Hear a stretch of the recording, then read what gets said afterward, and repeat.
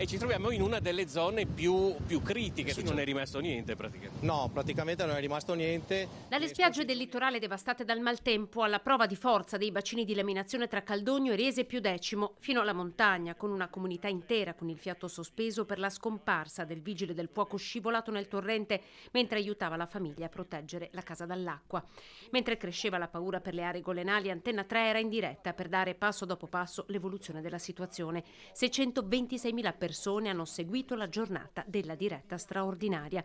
Un record di ascolti. Il Veneto intero è stato per ore con il fiato sospeso, mentre il livello dei fiumi saliva, la pioggia continuava a cadere.